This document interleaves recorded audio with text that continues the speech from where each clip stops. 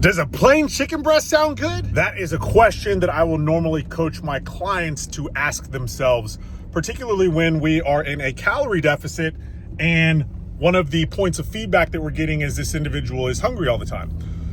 We need to make sure that this hunger is actual hunger and not just your physiological and sometimes psychological response to not eating a certain volume of food or a certain type of food. So let me explain what I mean here. Every time you consume food, even if it's just fat and protein, to a certain degree, you're going to have a little bit of insulin secretion. You have an organ in your body called your pancreas. You guys probably have heard of that. Lots of older folks got pancreatic cancer, etc. Right? We probably know someone who's had that or whatever.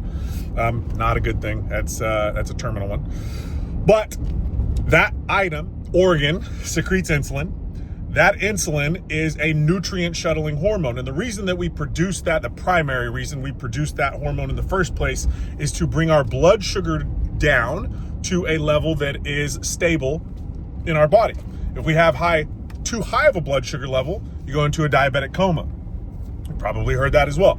If you have too low of blood sugar level, you can do similar things. There's a lot of hypoglycemic symptoms that will come about first before. So you'll get really clammy, really sweaty, really nauseous, shaky, those sorts of things. And that's very easy to correct because you can just have a little bit of sugar. The easiest thing is to drink a juice or something like that. Have a small piece of candy or something if you're in that state.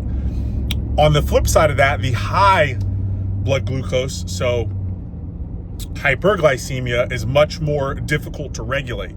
And this is why full-blown diabetics have to be on exogenous insulin, insulin that they inject themselves with. Whether it's short-acting, long-acting, it's another topic for another day. But we eat some food. Our blood sugar rises. Again, even if it's primarily fat and protein, yes, it's going to be much less of a glycemic blood sugar raising impact than, let's say, if you were eating gummy worms. But nonetheless, you're going to have a little bit of a blood sugar rise. Your brain is going to recognize this. Your pancreas is going to secrete insulin into your bloodstream to bring that blood sugar level back down to where it's supposed to be in your body. When that happens, particularly if you had a large dose of carbohydrate, let's say you have cereal for breakfast, for example.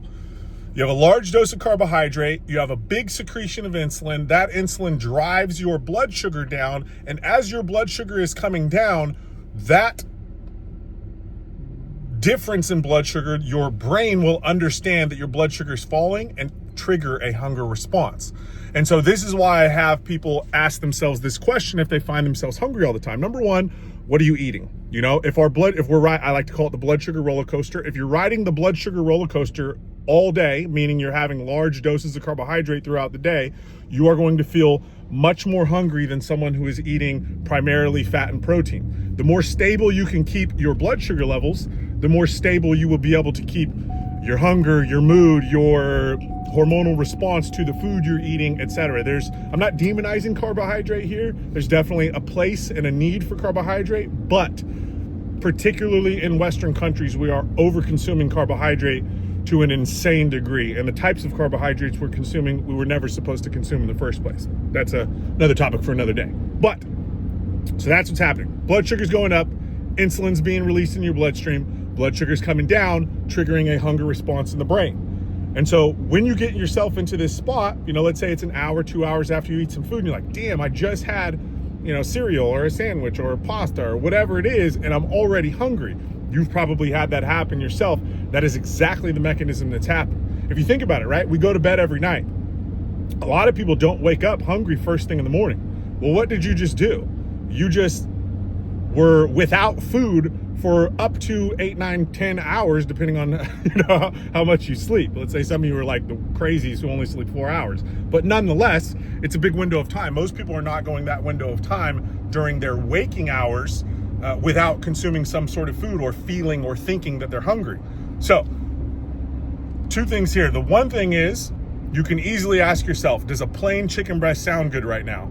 If the answer to that, or plain tuna or something like, something that's not super palatable or not super appetizing, does that thing sound good? If the answer is no, you're likely not hungry.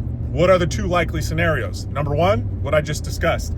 You have falling blood sugar levels, your brain has triggered that hunger response. Number two is that you could be dehydrated, and I don't just mean from fluid. I do mean from electrolytes as well. So make sure that you're having some water, salt, potassium, that those things are squared away. Particularly if you're someone who drinks a lot of water throughout the day, you will need to have elevated intake of salt and potassium to keep up with ridding yourself of those electrolytes. So yes, water is good, but over consuming water without having the proper electrolytes in your system is not good. It's really easy. Just salt your meals, eat a good diet, salt your meals. You don't really need to worry about these things. They make awesome little electrolyte packets. A bunch of different companies make them. Those are super advantageous to have around as well. I love using them personally.